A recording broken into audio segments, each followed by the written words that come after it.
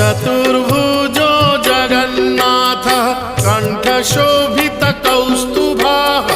पद्मनाभो देवगर्भश्चन्द्रसूर्यविलोकनः जगन्नाथो लोकनाथो नीलाद्रीशः परो हरिः